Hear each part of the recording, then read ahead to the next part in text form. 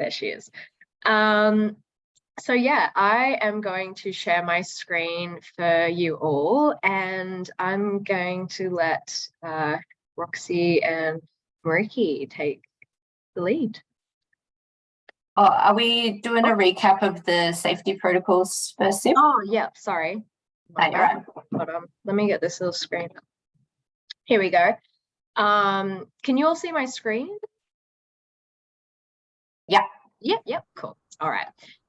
So with the intro session that we did a fortnight ago, which is just sort of a way for all of us to come together and meet before jumping in, we all thought of and wrote down some things that we wanted to put in, have with safety with this sessions and this program. So what we all wrote down together was so respect and kindness, love and care. So no question is a silly question. It's really about like being able to ask anything in a really safe environment. So, you know, having respect for everyone here.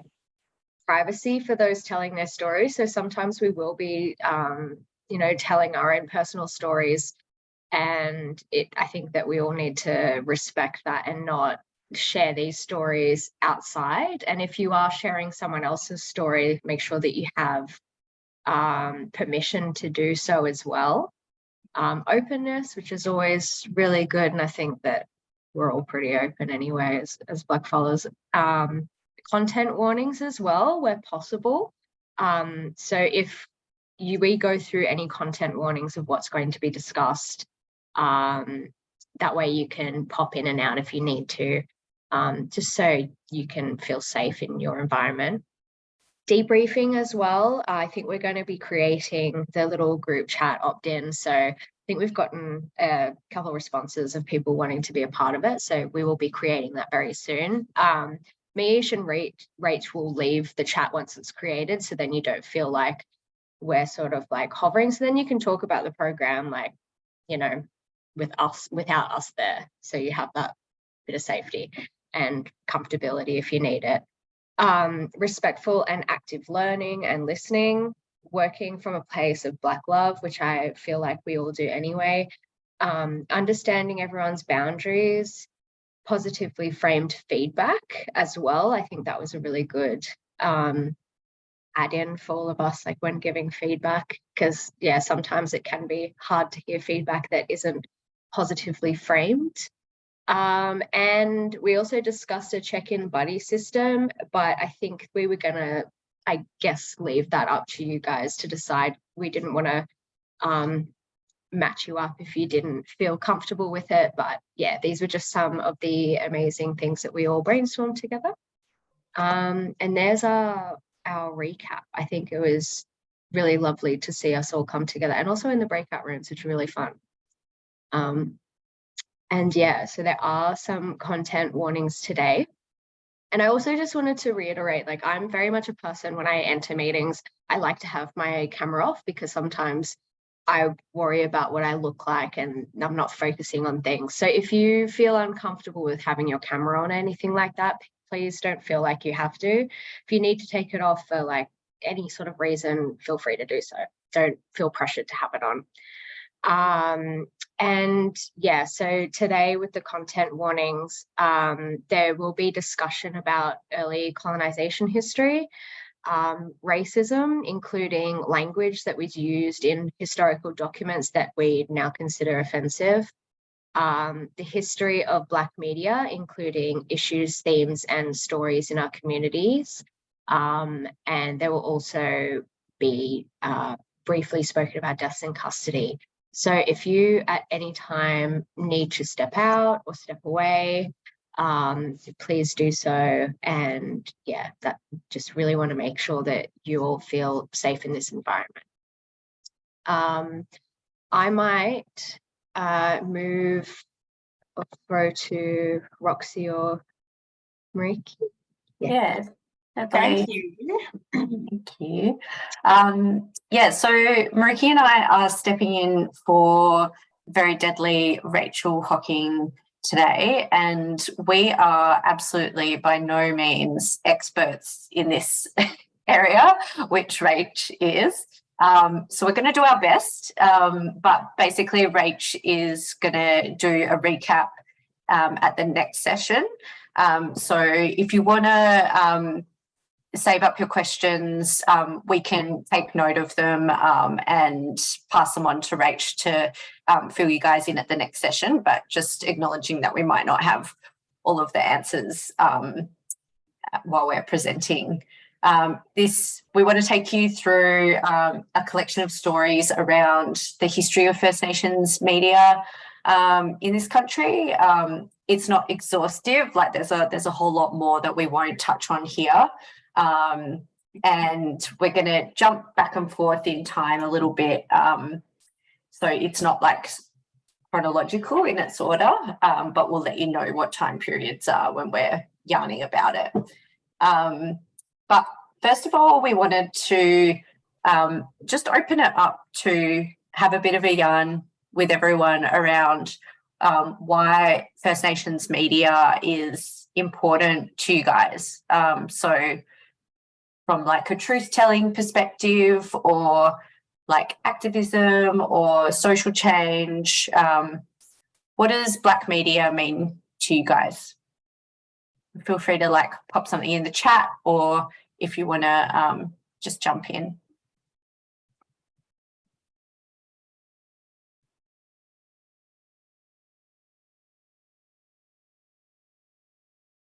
Anyone? No shame. Why do you I think... can hop in. Oh yeah, go Phoebe. Yeah, so I mean, I think I started thinking about Black stories, Black storytelling and Black media growing up with my grandparents. So my parents and my grandparents are from Sydney, specifically southwest Sydney. And even though I grew up on the Central Coast, which is a couple hours north, we'd always come down to Sydney to see family. And while we were down here, my grandparents would always take me to any museum or art gallery. And when we were young, I thought, oh, my grandparents are real cultured. But then I realized it was the only free thing you could do with a kid in Sydney.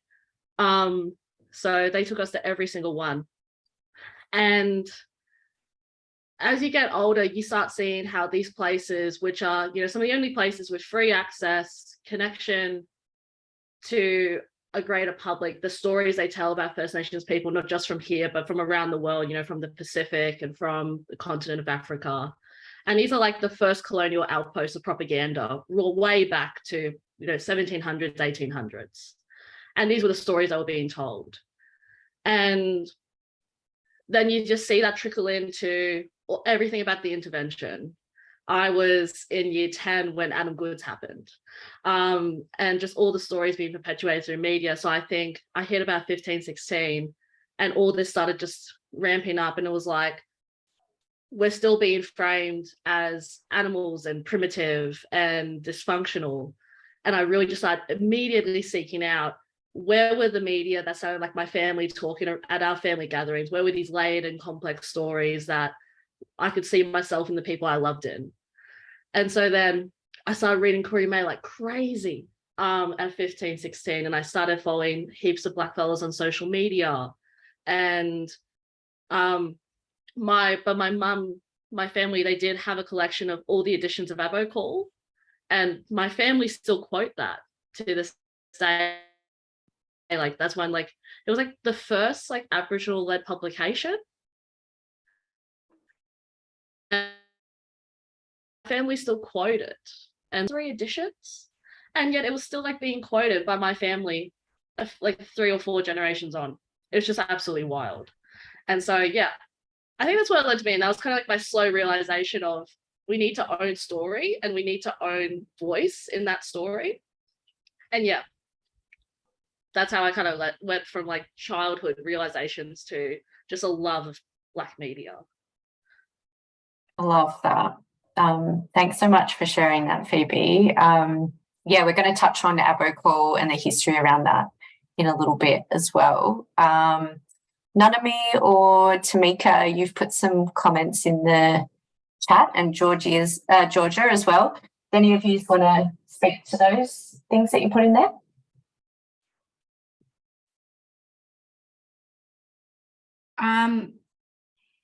Yeah, I just put that I think Black media is important because it's a space where we can have discussions amongst ourselves and sort of,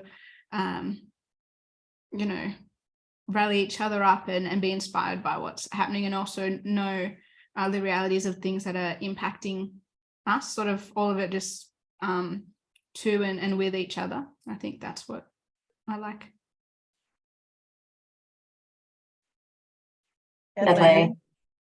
Even going off that as well, just I think it's another space for us to be able to, you know, like organize and like rally together as well, and like owning that space. But yeah, nothing more really to add. Could I also say something? Yeah, go for it. Totally agree as well, Tamika and Nanami. I was working at the museum a couple of months ago, and I found like all of the old like Aboriginal run like newspapers. They have like a bunch of them there, and it was just like really special because we don't have that kind of communication like cross the Northern Territory anymore, because all of those newspapers like don't exist. And it was just really beautiful to see like things being reported on, like, you know, oh, this footy team won and like this family is like really, really happy about it. Or like there was also a huge spread of like committed solidarity between all of like the land councils and Timor-Leste, like in the 80s. And it was just like, I don't know. And I think it's really missing, and you can like feel it, that it's really missing that kind of communication and understanding of story between us, because now, you know, news sources are quite focused on Facebook groups, and it all gets very like crime, like fuck crime, like, and then it's like, oh, actually like fuck Black kids, and then it's like, oh yay, like that's really awesome that we want to hear that. But I don't know, that didn't really have a point, but I've been thinking. No, that was a really amazing point, and that, I mean, that's why exactly why First Nations media exists. But yeah, I mean, I think I want to pose another question, I guess. I think I have a little bit of time, is that why can't our stories be told by white fella media? Like, why is it important that we have our own voices for our own rules? And I think Ashley's comment in the chat goes to this too. So Ashley, do you want to start us off?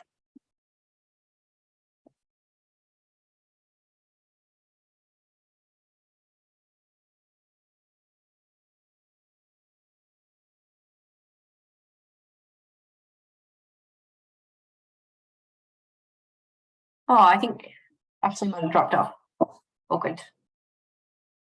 Yeah, I think like what everyone said was right, that it's important that we tell our own stories and have our own voices through our own organisations. You know, this is around the same time as self-determination movement and the importance of self-determination, and that we're the only people that can tell our stories. It's also really, you know, only Blackfellas understand how to tell our stories from Blackfella standpoint, and power structures are not going to tell stories of racism and truth telling that undermine them. So we need our own voices that will tell the truth in the way that we want it to be said. But basically everyone just said. Anything else, Roxy? No, I think that's good. I was just, I think Ashley's jumped back on now. I was just going to see, Ashley, if you wanted to talk to the comment that you put in there. So we're just talking about like why, you know, white media isn't equipped to tell our stories. That's a really good question. Sorry, so what I dropped in the chat was mainly just, I mean, it's just how I grew up. It was like super normal. I lived on the Sunshine Coast. Everyone was white. All their grandparents were white. Everything was white this, white that. It was weird if you weren't. It was like, you know, 2 ethnic kids at all in the whole school that were openly, you know, that looked like they weren't white. Just normal like everyone else, and they were openly bullied for it. So you see the media, you see the way people treat you, and it's much easier to blend in than it is to try and learn about your histories and your cultures and try to feel connected to your people and your family. So I don't like that. I didn't like growing up with it. It always felt dirty and wrong. And I don't know, I don't really feel like that really went away for me until I started. I mean, I did like an apprenticeship, and like there was a big group of people and they were like, hey, you seen this, you seen that? And I was like, what are you talking about? And then slowly got into it. I think I started on Koori Mail too, actually, because it was like a job ad or something through work to post with them. And I was like, sick, what's this? And then subscribed, got onto it. And I just want to make sure that I can pass all that along to my kids so they don't feel like they have to pretend they're white just because they look a little bit whiter than everyone else. I guess, well, not everyone else, you know what I mean? But yeah, I don't know. I don't know if that's just a word splash, but that's where I'm at. No, that totally Thank makes you, sense. Ashley. Thank you. Thank you. I think we did really cover, you know, the main points of what the importance is. It's basically truth-telling, storytelling for activism and for our own social change. Do you want to just go back to that? Yeah. So Rhonda Roberts Bundjalung from the Bundjalung Nations and the Wayalbul clan says in every community there are custodians of songlines that are so important to the mapping and memory of country. Songlines, story and dance are where we get that information. I think that's a really beautiful way to talk about how we tell stories too. Do you want to go to the next slide? And then we've got a quote here from senior Gweagal knowledge holder Shane Williams in 2020. I'll read it. Should I read it out, or are you happy to just read off the page? Well, we can actually listen to it on that link there if we want to. All right, I'll play the link for everyone. Are you playing it, Tallulah? Yeah, you play it. Yeah, just hold on.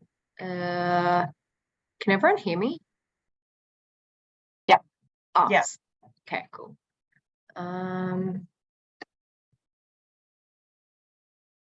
Sorry, I'm just trying to find it. There you go, the orange. That's that one down the bottom. This one? Yeah, Play yeah, button. just press play. Yeah. Oh, we can't hear your audio, so I think you'll just have to stop share and share again, and then just make sure you got the click share audio button. Okay. Here? Yeah, you might want to read Go back. it Yeah. again. Perfect.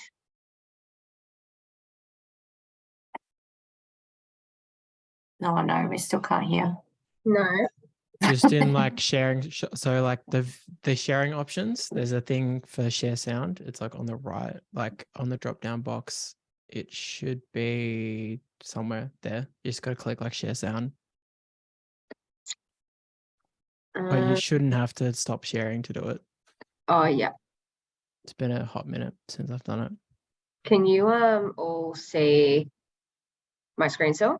All right. Yeah. As you know, Perfect. James Cook and his crew left New Zealand, they headed west, and the first point of contact with Australia was a place called Point Hicks, which was obviously named after Lieutenant Hicks, like everything else has been named after them, you know. And from that point on, as he turned north and travelled, you know, along the coast northward, he noticed that there was columns of smoke all the way along the coastline. We call them Bundamiri smoke. And even Banks, I think, wrote in his own journal that it seems that we're being tracked or followed. And in fact, that's what we was doing. We was actually tracking them all the way along the coastline. As well as the smoke signals, there was message sticks being brought all along the coast as well.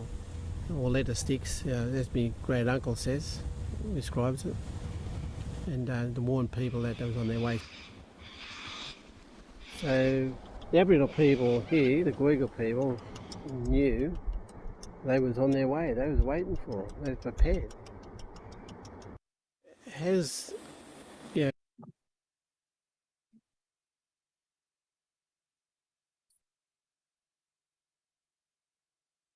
That was the recording. Yeah.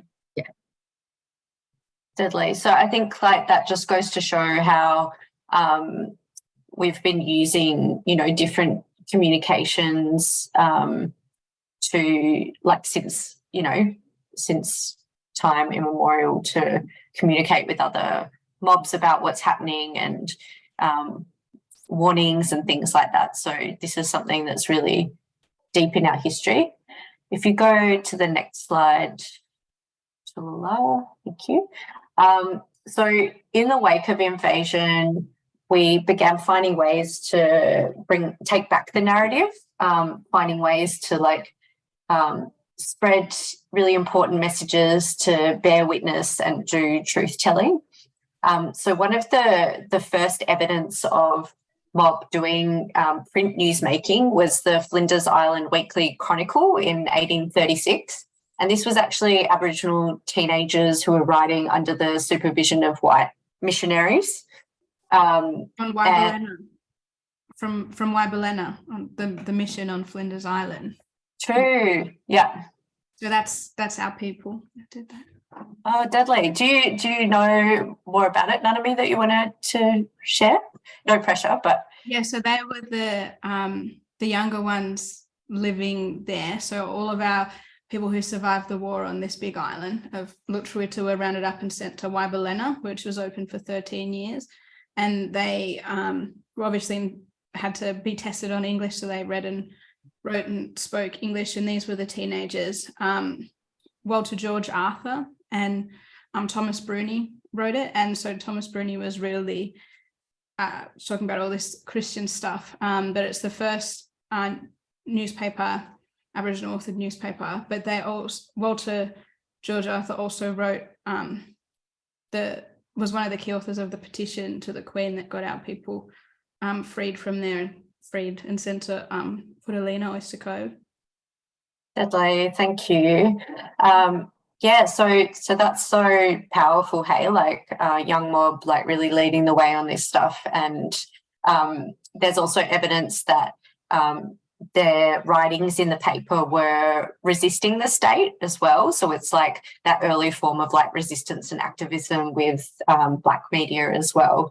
Yeah, thank you so much for sharing that.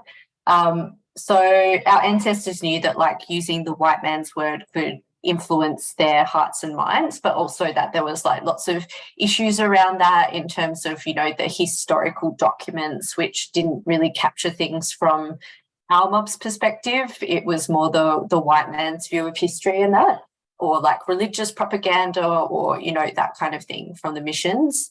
So that's sort of where that movement came out of. And then from like the late 1800s, we started to see mob using like letters to the press as like a form of activism. So in particular, there was Coranderrk and Malaga, which were two like mission settlements and reserves, Aboriginal reserves and missions that were set up. And Coranderrk in Victoria was basically, it started out under Aboriginal control, but then it was taken off Aboriginal control, and that's when things started to go really badly, and there was a lot of mistreatment and lots of really, you know, oppressive laws and policies and stuff were brought into place. You know, all of the really horrific stuff that we know went down on missions by settlers. And William Burruck began the campaign of letters. And then Malaga, which is in New South Wales, they were actually inspired by Coranderrk. And I think Burruck actually went and visited Malaga after they'd done their like letters to the press and lobbying of governments and things like that as well. And that sort of inspired them to do that as well. So we can see how communities are like learning from each other about how to use these tools to campaign. And then in the 1930s, there was William Cooper's petition to King George, which was about preventing the extinction of the Aboriginal race. Really powerful document. If you read that, the kind of language that they were using back then and really staunchly speaking their truth. And then around that same time as well, the Aborigines Progressive Association started publishing the Abo Call, which was mentioned earlier by Phoebe, I think. And so the Abo Call was like, the first national, like, Aboriginal newspaper. And that was led by William Ferguson and Fred Maynard as well. And then, from this, it really just went on since then, like all of the different petitions and like letters to the press that we know throughout the 1900s. So like Gurindji, Larrakia, and more. So that's kind of like the starting point, I guess, for how activism and Black media started using these as a way of getting change for our people. We'll just go to the next slide. Thank you. So, this is about this legend, John Newfong, who was like the first Aboriginal journalist in the mainstream kind of media. He was an absolute legend. He was involved in the Aboriginal Tent Embassy. He was one of the chief spokespeople for that. He wrote about health, our Black Power movement and its goals. He was a Black gay man, so he copped like a whole lot of racism from the media. He really rejected mainstream media's portrayal of Aboriginal people. It goes to that line around like being an activist or a journalist, and like how that it can get caught up in for Black journalists. It's like, you're part of community, but you're speaking the truth for community as well. And there were a few publications that he was involved in. So Identity, which was an initiative of the Aboriginal Publications Foundation. And that ranged from like really robust debate about political issues to community profiles featuring local football teams and more. And we're just going to watch a little video of John Newfong. If you can share that. Thank you. When your home feels clean and happy, the people inside feel clean and happy too. Oh. We make junk disappear. All you have to do... Can you hear my sound? Yeah. The quarterly magazine Identity, published by the Aboriginal Publications Foundation with a grant from the federal government, has had 5 issues out already. The 6th, out last week, is the first to have been edited by an Aborigine, Mr. John Newfong. Its aim is to encourage pride in Black culture and a sense of community. But this is a pre-election issue. What view of white politics does Mr. Newfong get from the editor's chair? Well, I think they're completely indifferent to Aborigines, except when public interest or public embarrassment forces them to recognise the need to do something about the Aboriginal people. I think perhaps indifference is being even euphemistic. I feel that everybody knows about the infant mortality rate, and it suits the interests that many of the white political parties represent to allow this infant mortality rate to spiral. I mean, if you're asking me for my personal views, then I'm as sceptical of the Labor Party as I am of any other major political party in power. Many of their their policies and promises have been made in opposition, and anything promised in opposition sounds good. But the Liberal Party, with Senator Bonner, may form an effective opposition as far as Aboriginal affairs are concerned, because of Senator Bonner's publicity value. What about the smaller parties? Well, the smaller parties don't even have to make statements on Aboriginal affairs, so they're even less interested. Unfortunately, they've had the power. Ironically, they've had the power of veto. The DLP in the Senate, the Country Party in the House of Reps. They could have done as much for Aborigines as they've done for other minorities, but they're not interested. Yeah, so I love that clip. I just think that there's so much about John Newfong and his activism and his like ability to, you know, engage in those mainstream environments as well. And I think it's really wild too about like what he's saying there. It's really the same messages that our mob are saying now, but you can imagine how radical that would have been like back in the 70s as well, and how that would have been received too. Yeah, Mariki.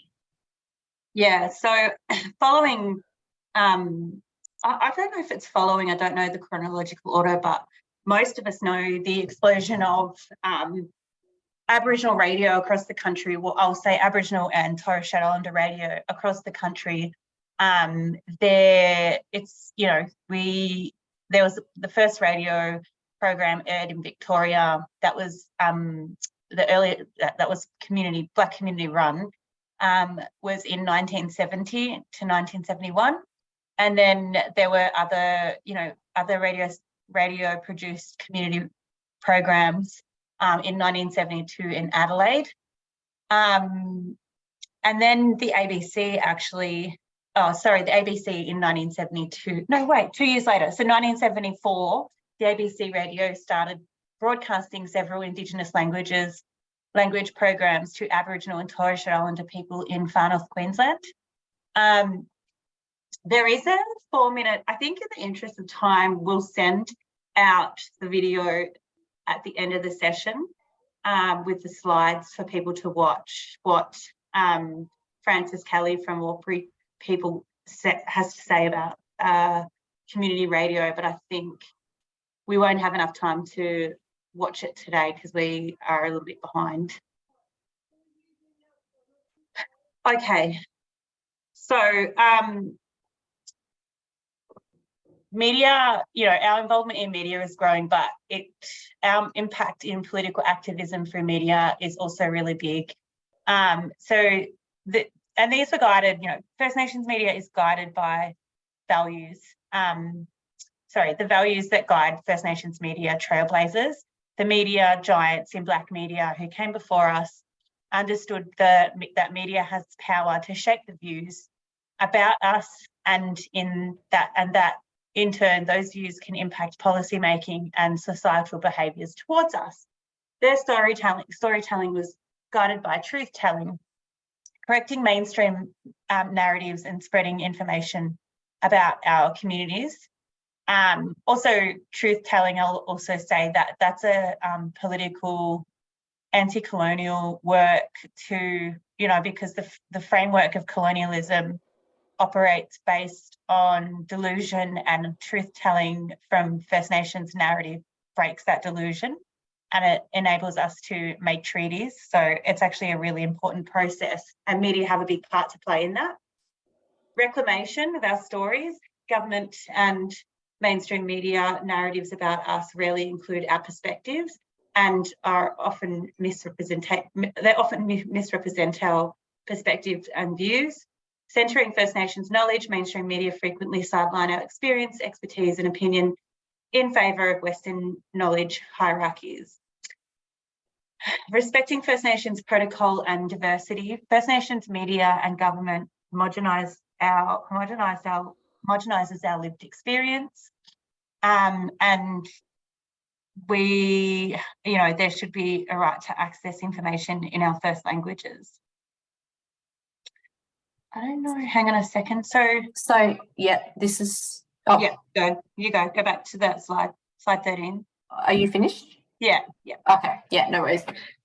So then we had and I think it's interesting to reflect too, like when you know, when the petitions were all happening, the Aboriginal Tent Embassy and the growth of Black radio as well, that was all in the aftermath of the 67 referendum too, and that was when a lot of our Aboriginal orgs were set up for the first time. So it's all kind of tied up in that the Black Power movement that came after the referendum, and also the fight for self-determination as well. So it's really been part of that. And then if we fast forward to 1991, for the Royal Commission to Aboriginal Deaths in Custody, there were recommendations that were made as part of that Royal Commission, and this was published in 1998. So these recommendations were actually used to launch NITV. And there was kind of a long movement leading up to that. And so NITV wasn't actually launched until 2007, and there was like a government review in like 2005 that came out of this as well. So it like took a long time to get to that point after the Royal Commission report came out. But basically these recommendations are that Aboriginal media organisations receive adequate funding, which we know doesn't happen, that all media organisations need to be encouraged to develop codes and policies when they're talking about Aboriginal issues, and we'll go into a bit of that in a minute as well, but that is pretty piecemeal at the moment. It's not standard across all media orgs. And then in terms of the last one, that was about really going to how the representation of Aboriginal people and Torres Strait Islander people by the media, they've really let communities down. And so encouraging media and media unions to have relationships with Aboriginal orgs and Aboriginal media orgs where possible, to really do that education of themselves to understand how they do that. And I think it's not fully implemented for sure. Like I was actually involved in a big yarn with The Guardian back in 2015 so this is when I was working for Amnesty International, and The Guardian had gone out and done some reporting in Bourke where we were looking at justice reinvestment, and the way that they portrayed some of community there was really really bad and disrespectful to community, and they used photos which out of context and things like that. And so we had to have like a meeting with them around actually talking through this stuff and understanding that. So it's an ongoing thing that that's happening, but like most of the other Royal Commission recommendations, a lot of them haven't been implemented. Next slide. There are all different kinds of medias, but some notable ones were the Tracker magazine that was funded by the New South Wales Land Council and ran from 2011 to 2014, and it was really the only, they published Black Thought that wasn't being published elsewhere. So they had a lot of Gary Foley and other activists and different points of view from blackfellas that didn't support the mainstream agenda. And then there was also the Black Nations Rising magazine that was by warriors of the Aboriginal Resistance members, and that I think that was launched at the G20 in 2015, and catapulted a lot of information throughout communities around decolonisation. And yeah, there are many, many different examples of how Black media has been used to tell our stories in the way that we want them to inspire change and resistance and fighting back. I won't go, I think yeah, it'd be really good to send links to these organisations so you can take time to read them later, Ish and Tallulah, so people can take a moment. But next slide. So what does our First Nations media landscape look like today? So there's a peak body, First Nations Media Australia. Peak body means like a national representative body for mob. And that hasn't always been the case. They were previously divided by, regional, remote or urban media, things like that. So there's a national mob body that advocates for Black media. There's lots of various codes around the place for different medias around the best practice of telling First Nations stories. And I might get you to click on that Media Diversity Australia link, Tallulah, just to give people a sense of what they look like. So if you just scroll through that, it's got, like language, diversity of views for mob, how to report on mob when there's been a passing in community, access and permission, like various things that they should be thinking about and protocols that they should be going through. Yeah, if you want to go back to that, yeah. Sorry. Yeah, so we've also seen a huge growth of First Nations media, which is so deadly and important, from Awesome Black, newer ones like Staunch, Indigenous X has been around for like 10 years now, over 10 years. Common Ground is been established by Rona over the last few years, and that's getting lots of traction through. And then, of course, all our Aboriginal community controlled media orgs like Koori Mail, Galari Media, and SEMA for the Torres Strait Islander news. We also have more avenues now for calling out racism and false reporting, but we've still got a really long way to go. And there's different bodies that are set up to do that. So if you just want to click on that link,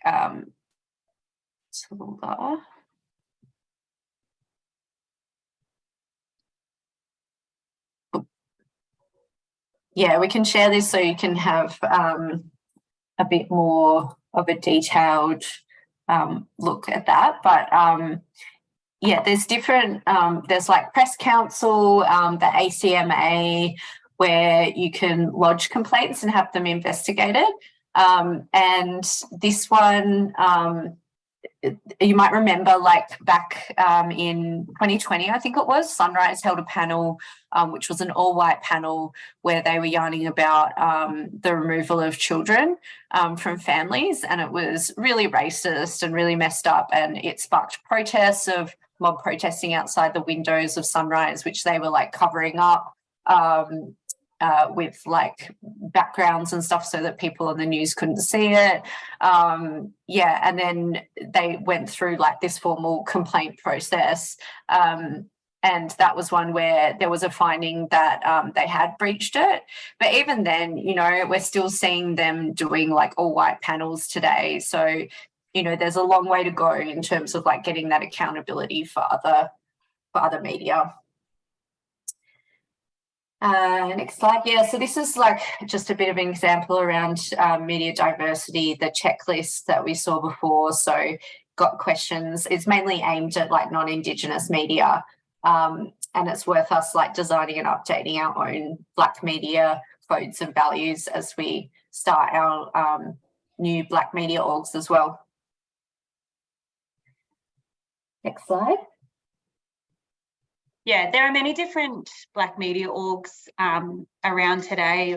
Or there's Travis DeVries. He's a Gamilaroi Darug person, and he's the co-founder. He's the Awesome Black and Staunch co-founder. Actually, I don't know what their pronouns are. Anyway, we'll send out the links to Travis's work, but also Amy Maguire's blog is really important work too. So, yeah, I think like there'll be an email after this session I'm really just conscious a bit of time, so I'm going to move to the breakout groups now. So the breakout groups, we're going to break you into smaller groups to have a 5-minute discussion about the following questions, and then we want you to come back and share to the group. Use the codes as a guide. So where are the questions? Oh, here are the questions. So if you started your own, so each breakout group start your own media outlet that we've talked a little bit about today. What stories would you publish in this outlet? And who would your key audience be for the outlet? And name 2 codes, protocols, or values that your publication will follow. Does that make sense to people, what we're asking you to do? So it's basically like dreaming up, you know, if you started a new Black media platform, or, you know, it could be like a radio show or like a podcast or like Black news, asking these 3 questions for what that would look like. I can't, do you want to just go back to the normal screen, Tallulah, so we can just see people?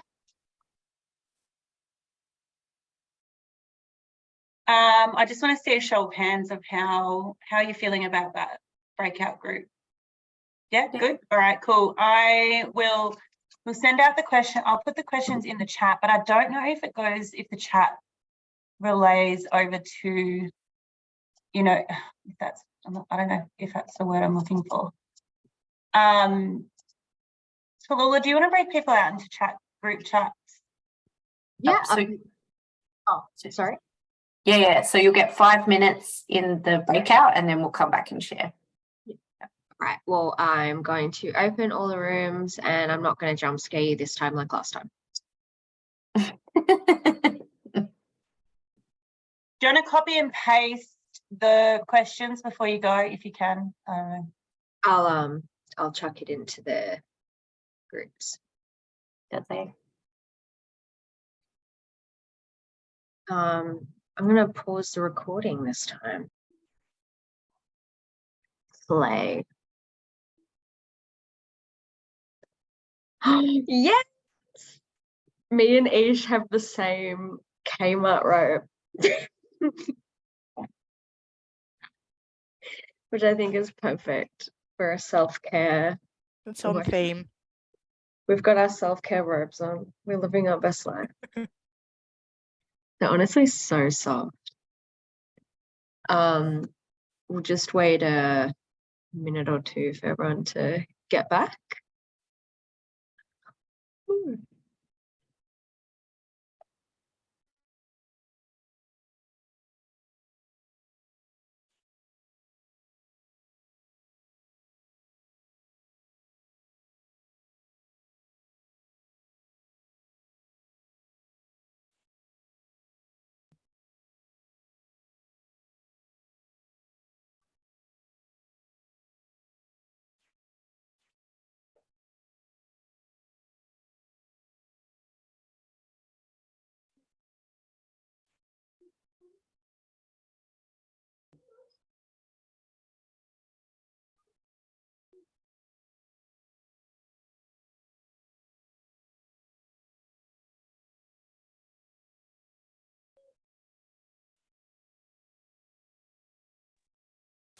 Oh, Ish, I didn't even get to show you what I got on my birthday. What'd you get? My best friend Mickey, because I'm collecting uranium, which is probably the smartest thing to do, but it's pretty. And hold on, I'll show you. It is so cool. It's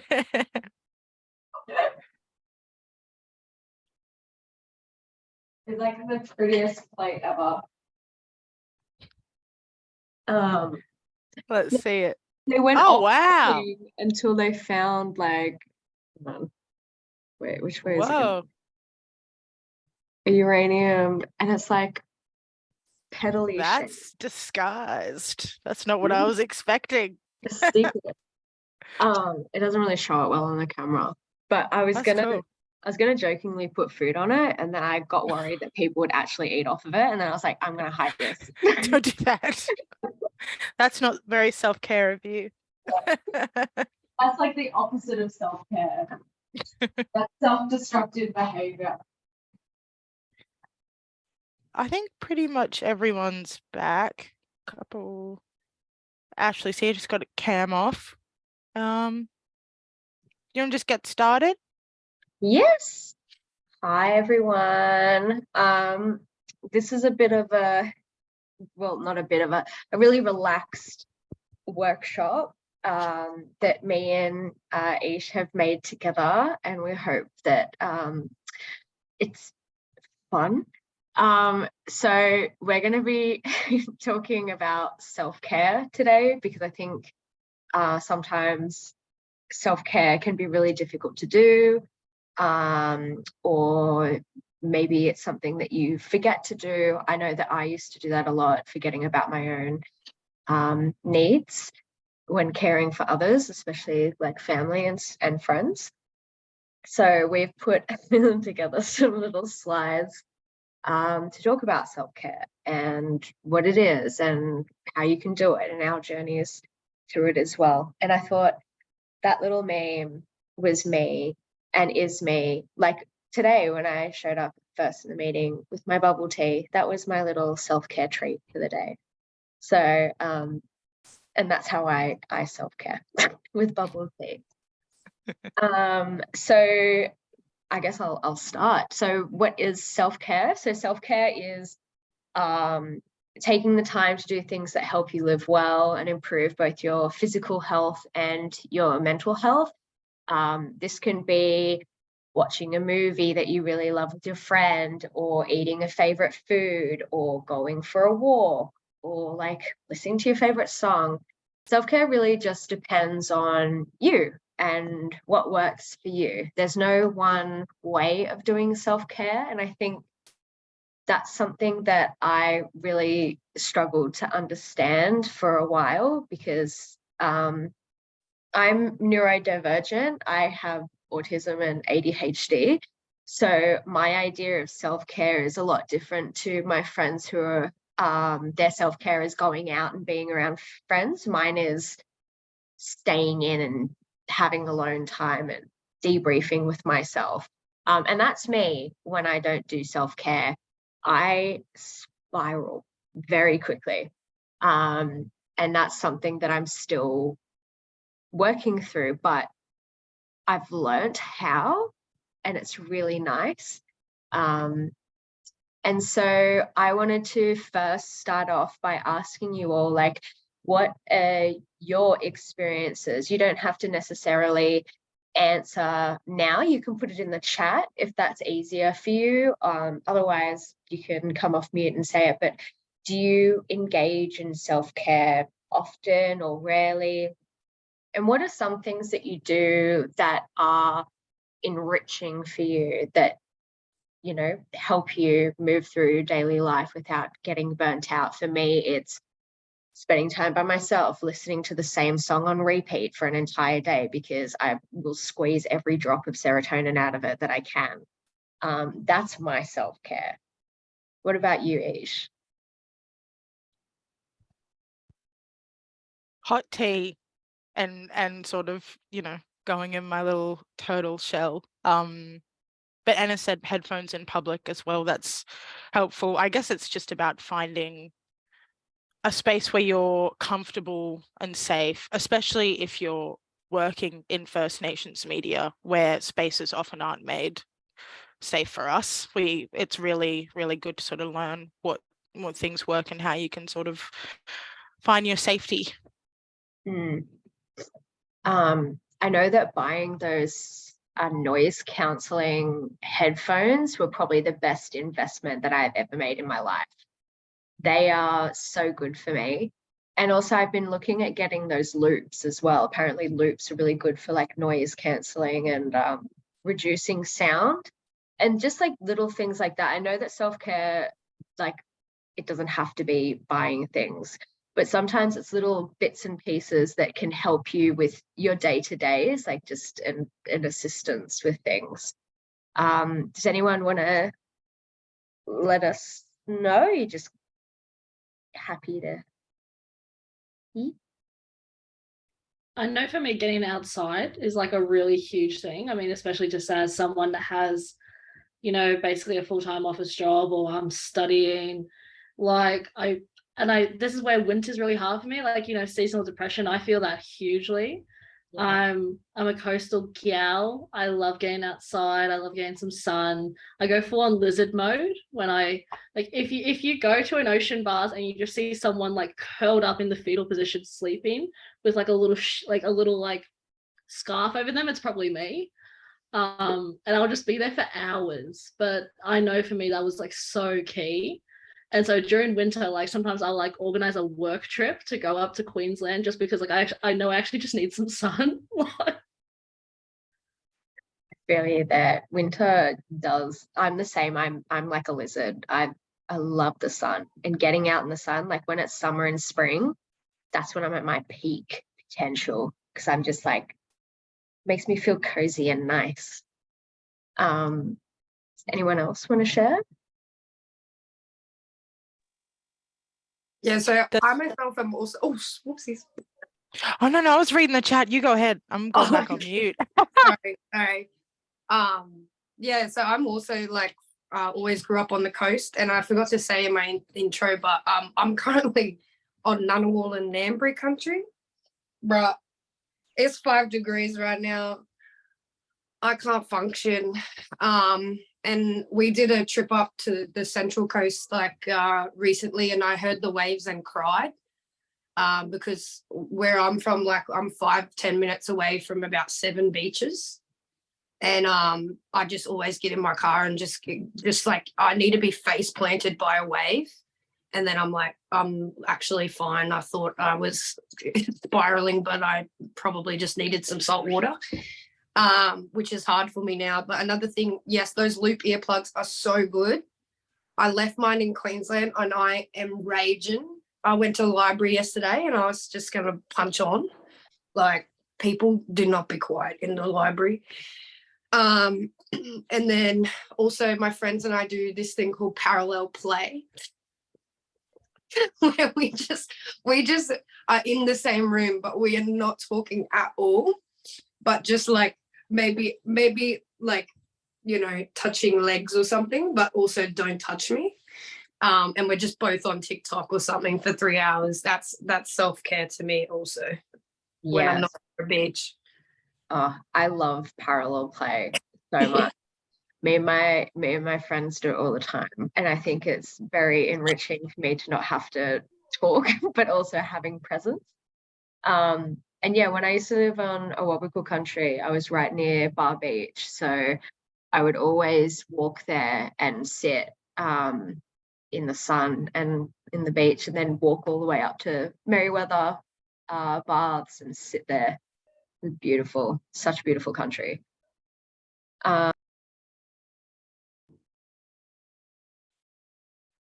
Oh, I muted myself. I might read out some of the responses in the chat.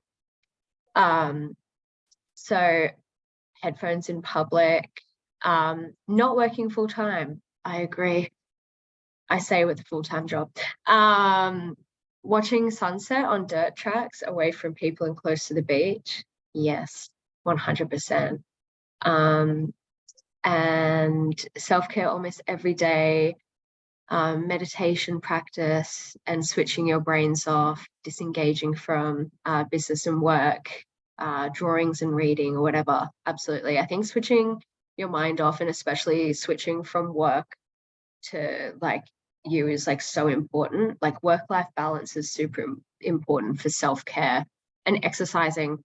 I used to begrudgingly never believe my therapist when he'd be like, just go for a walk, go exercise. I was like, that's not going to fix me.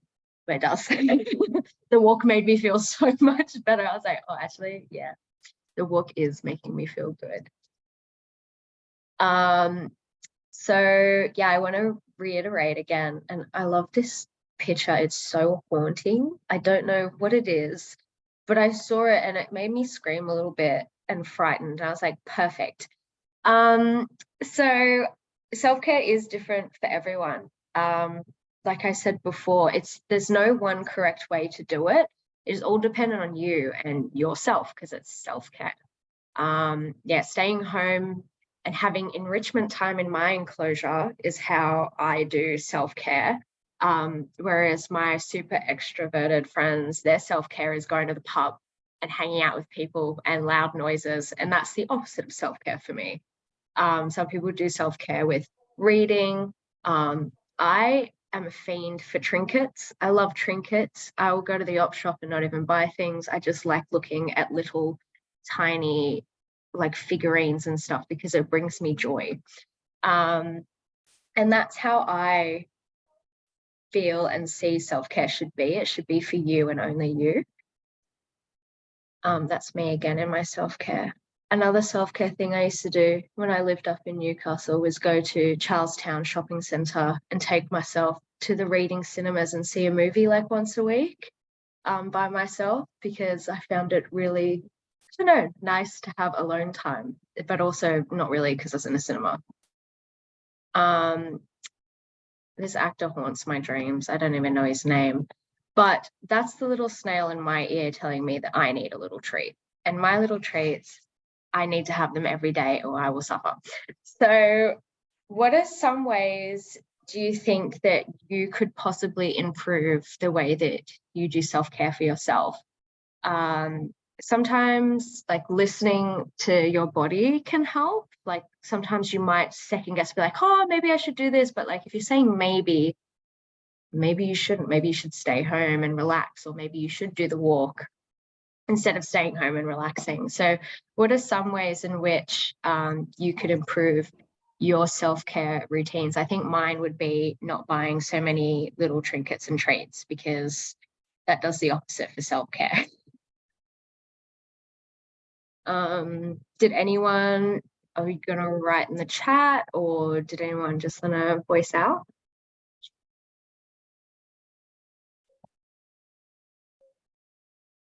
Oh, yum, fish and chips, get out.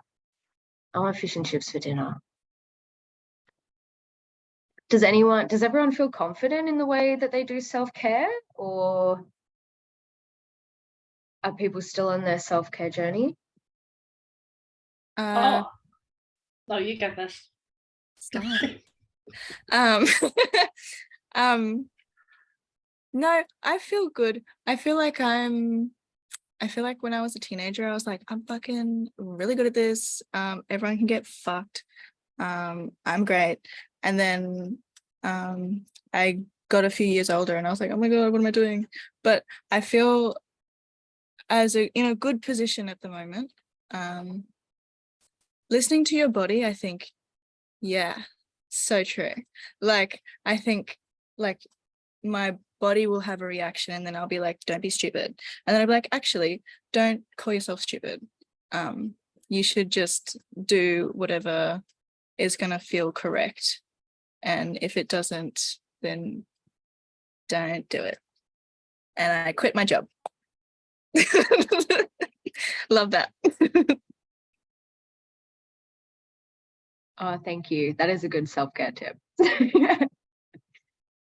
Phoebe, did you want to go as well? Well, yeah, I also quit my job. That was what I was going to mention. So sometimes saying no is probably one of the greatest forms of self-care, or knowing when to opt out of a project. That's a fantastic form of self-care, and I think it's one I'm still trying to, back myself with. No, it's actually been quite interesting because, like, so I grew up with a lot of disabled family, and I was kind of always the one taking care of people who were unwell. And then this year I was the one that became unwell, and that was a really interesting time. Got COVID, got long COVID. If there's any sort of elevation, my body thinks it's dying. And then I had to sleep like for 4 days a week for about 3 months, and that was a wild turn of events for me. And then I fractured my ankle. I've been in the wars the past few months, but it was like I was saying to my mum the other day, because I was looking at my app on my phone that counts how many steps you take a day, and I was like, oh, last month I only did 3,000 steps a day. And my mum was like, Phoebe, you had a fractured ankle.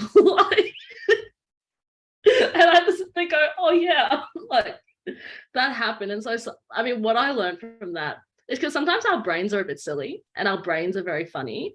So if you actually find people who are safe to vocalize your thoughts to, no matter what state they're in, it can be really nice to have that outside going like, hey, actually this happened to you.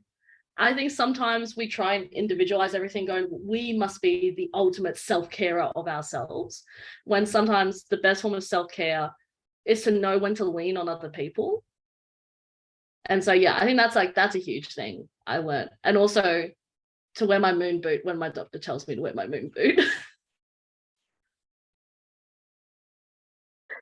Is your ankle right now? Yeah, I'd say it's right in like a lowercase. I wouldn't say right with a capital R. Oh, don't. But it's no, it's good. I went hiking for the first time in about 7 months. And it was a really short hike. It was in Cape York. And afterwards I was really sore and I got pretty frustrated with myself. I was like, oh, why am I so sore? Normal people do that, But then it was like, oh, actually, you haven't been able to do that for 7 months. And you did it and you're fine. Like, shouldn't you actually build up some trust and confidence in yourself now that, that happened? So, yeah, I mean, I had to opt out of a couple other hikes and that was actually a really good thing for myself. So I'd say, yeah, she's going good. She's going solid. I love her. She's a bit rough, but she's getting me through it. And I love her for that. Oh, well, I hope it's all right. Does anyone else want to say anything? No? I shall continue with the memes. So one thing that I did find and that I still struggle with when it comes to self-care is feeling guilty about doing it, especially because I do need like time alone in my own little enclosure. So I sometimes feel guilt for looking after myself because I get through the motions of my brain being like, well, your friends need help and your family needs help. You can look after yourself later. And I think that's one thing that I really struggled with. And I know that some of my friends struggle with as well when it comes to self-care is when you're looking after everyone else, you forget to look after yourself. And you can't keep running on an empty fuel tank. So that's one thing that I really struggle with. I even still struggle to this day with feeling guilty for wanting to stay home and having to say no to plans with friends. I'm like, oh, I should just do it anyway, just go for like 2 hours. But then it ends up being the whole night and then I'm worse because I'm like overstimulated to the roof and I become a grump. And that means healing through that is a longer period of time than rather me saying no and just taking the night to myself. So I really just wanted to like reiterate that you shouldn't feel guilt for doing self-care and the way that you do self-care because it's for you. And I think it's really important that knowing that it is for you and it helps you can sort of battle that self-guilt.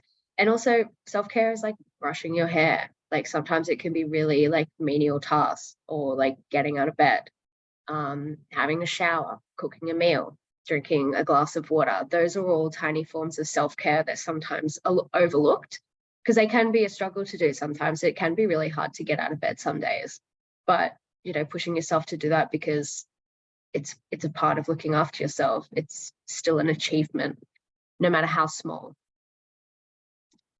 And sorry, I'm still laughing at my own memes because I think I'm so funny when I'm not.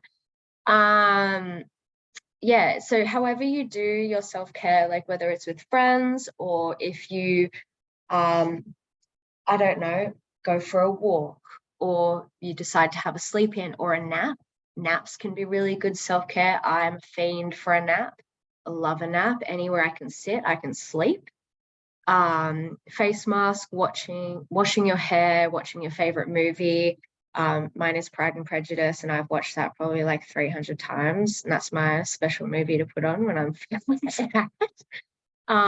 Eating your favorite treat, like not even like turning your phone off and not responding. I sometimes feel in this day and age, or at least for me, I feel like I have to respond to people as soon as I get the message. Like I have to constantly be giving my time to people when they come through. And like, that's not at all the case. You can reply to people when you're ready and when you have the time. And that's something that I'm trying to break now, because my phone goes off and I'm immediately on it. Like, what are they saying? And it's just a meme. So like, sometimes turning off your phone is a part of self-care, and dancing to your favorite song, even if it's Daggy. Self-care is self-care, and it's for yourself. So I'm going to pass to Ish and stop rambling about me and my little treats. Thanks, Seb. It was really good.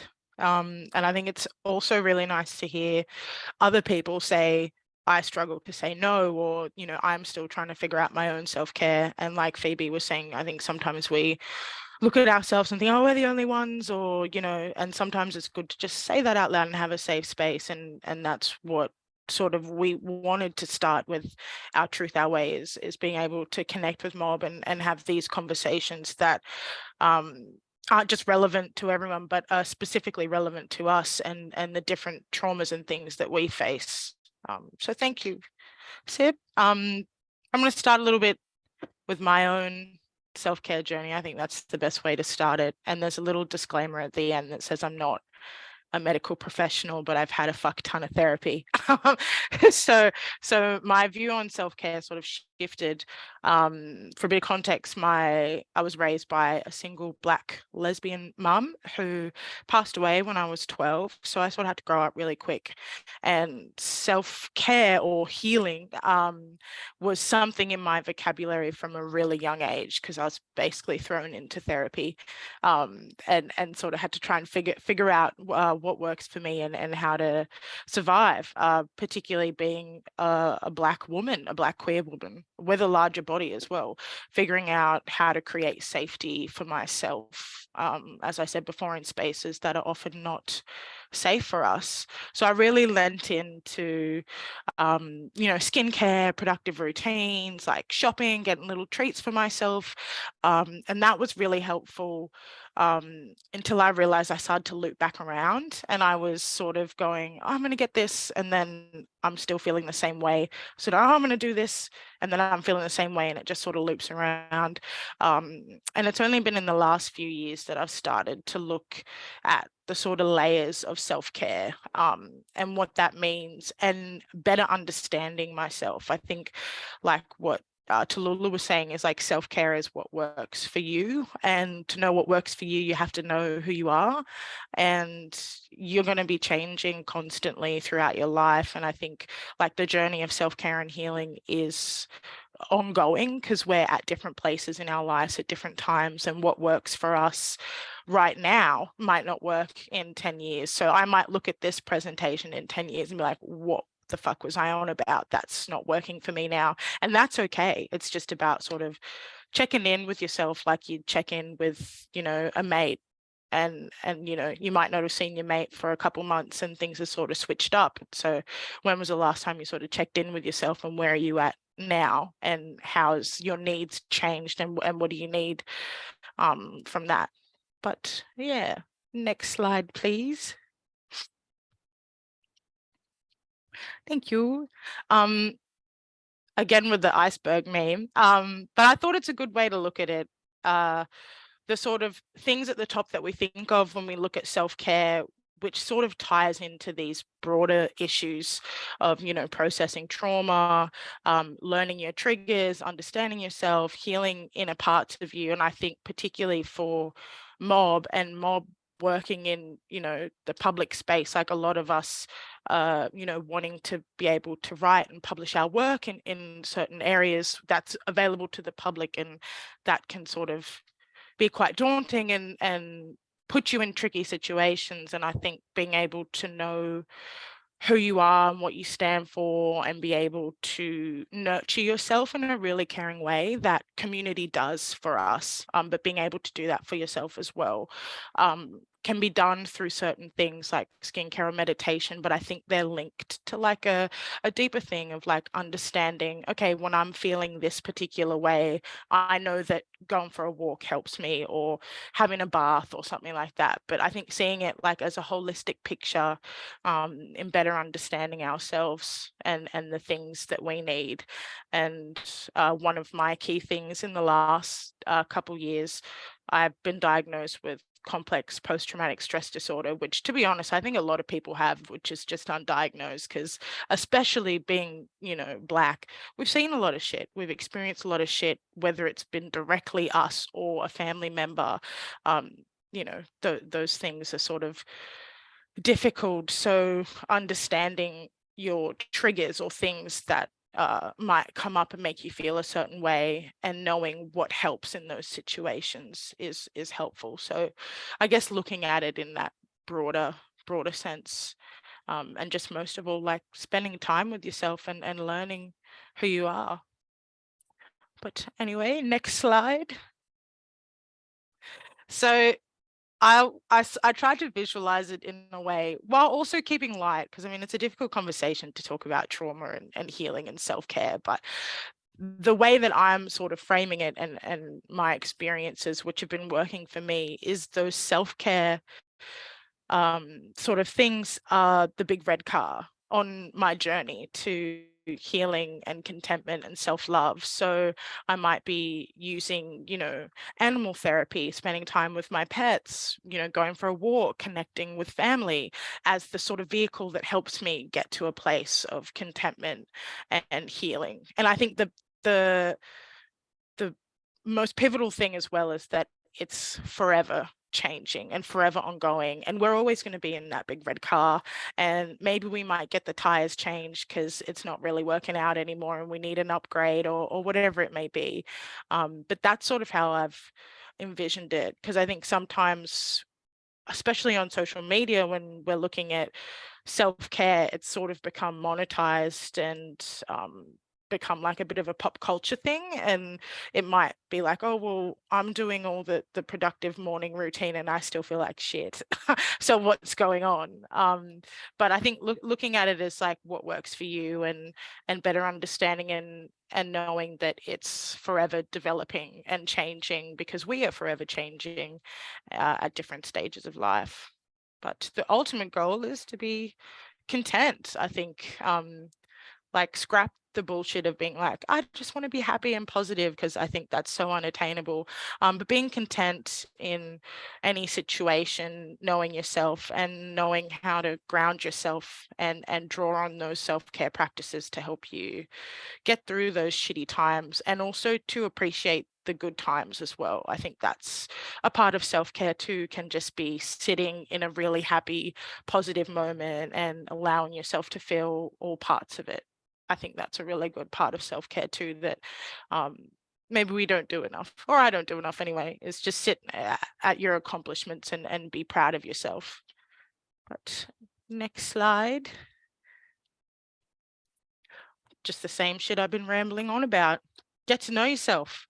Get to know your mind, but also your body. So one thing that I've been doing the last couple years is spending more time in my body. So I have a disability, which means I have widespread chronic pain, and I've been working with a physiotherapist and a specific pain therapist. And one thing that was mentioned is that people with chronic pain tend to find it hard to be in their bodies. I know that sounds really weird, but if your body's in constant pain, you're constantly like just living in your head and like, you know, going on random thought journeys or whatever. But trying to make that connection between your mind and your body is really important. And I think Anna mentioned before, like knowing what you're feeling, like the feelings that you might have, like in your chest or maybe in your legs, that might be a pattern that leads to, okay, that means I'm starting to feel a bit anxious, and knowing what self-care tools to pull out, because you're already on it, because you felt that trigger physically before it gets to like a thought process and might lead to something bad. but yeah, understanding how you respond in situations as well. You know, sitting with yourself, knowing how you view the world, or if you're in a particular situation, what process do you do? Do you sort of shut down? Do you withdraw? Is that working for you? If it is, cool, that's what you need to do in those situations. If it's not, okay, then I'll try something else next time, and sort of, you know, broaden that comfort circle to see what's working. But again, self-care is individualized, and it's just about sort of trying to find what works for you and having no shame about it as well. I think with yourself and with the people that you hold close to you as well, just, you know, being able to say, look, I'm on my own journey of figuring out what's going on, and I might need to do X, Y, and Z because that's what's best for me. And if you don't like it, too bad. But yeah, anyway, next slide. And then obviously with my over 10 years of therapy, I'm going to advocate for people to go to therapy, but therapy isn't just like traditional talk therapy. I think that's really important, particularly with the work I do of like decolonization. When you look at those forms of therapy, they're not always safe spaces for us. And they're, picking me with a bubble tea. But also not like feeling like we need to conform to Western ideas of self-care as well. Like self-care can be country, can be, you know, like people were saying, spending time if you're, you know, coastal on the beach, just connecting in that way. But it can be movement, it can be dance, it can be singing, it can be, you know, screaming in the middle of the woods, whatever it is, that therapy works for you. But in terms of like traditional, what we see as therapy now, I've had a lot of experiences of pushing myself to go to therapy because I think it's the right thing and actually being burnt from it. So knowing that even because the rest of the world says you got to do this and it's not working doesn't mean you have to do it. And you don't want to be spending a therapy session trying to educate someone on intergenerational trauma and why that's affecting you.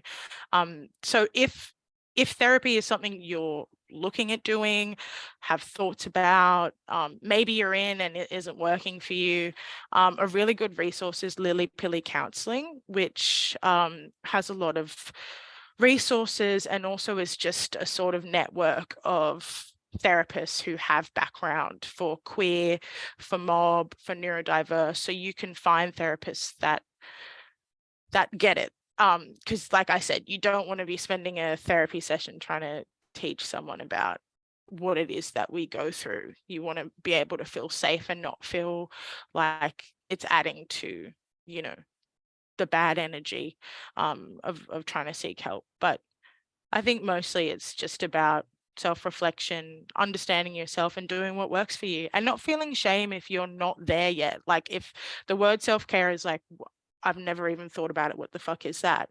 That's fine. Like there's no shame in it. I think it's just really at the heart of it is being content with yourself, loving yourself and nurturing and caring for yourself, just as country cares and nurtures for us. I think the practices of self-care tie in so perfectly with how we connect and live as a culture.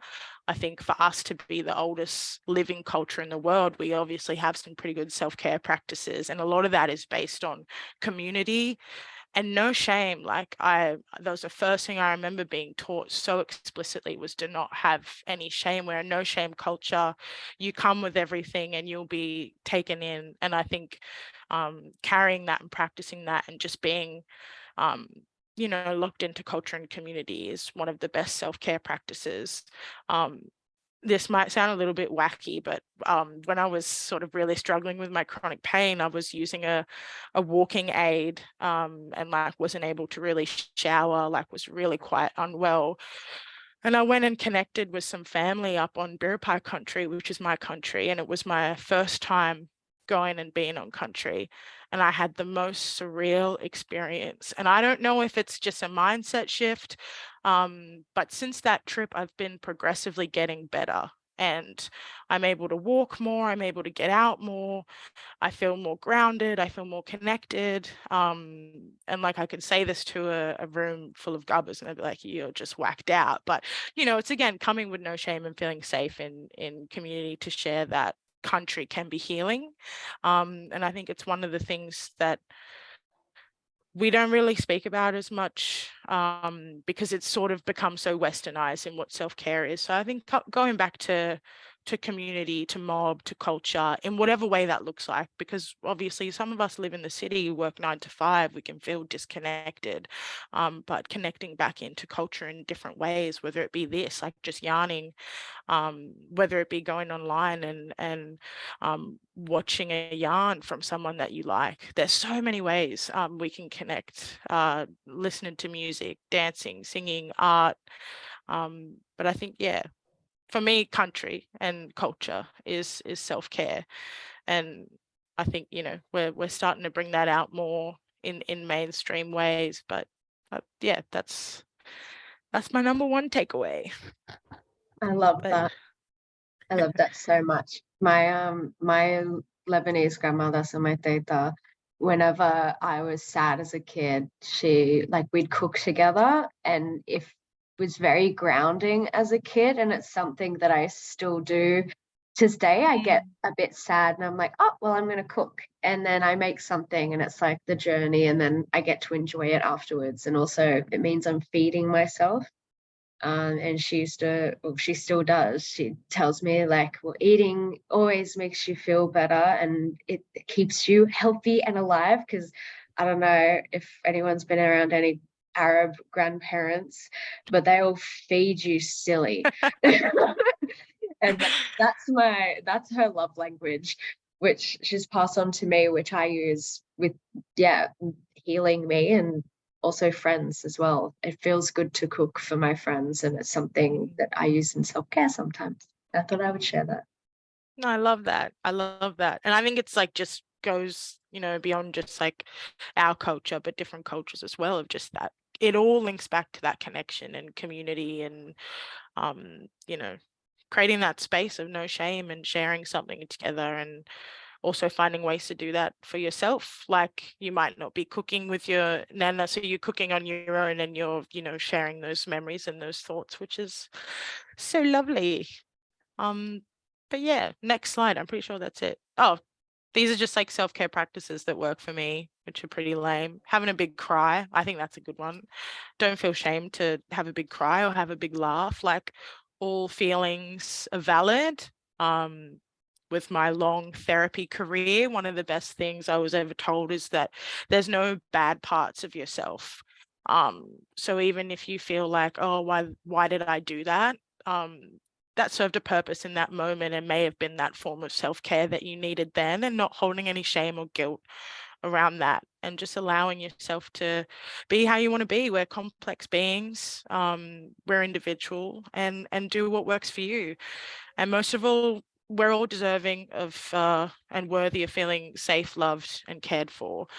And I guess it's like the final thing is go and do something nice for yourself. Spend some time with yourself in whatever way, and reacquaint with you, and do something nice. But yeah, that's our self-care yarn. Hopefully it was somewhat helpful. I know, like I said, particularly moving into like working in these sorts of spaces, it's so important, because no one's going to stop you and say, hey, take care of yourself and do it for you. We have to do it ourselves, and it can be hard, particularly with institutional racism and the slog of shit that we have to put up with.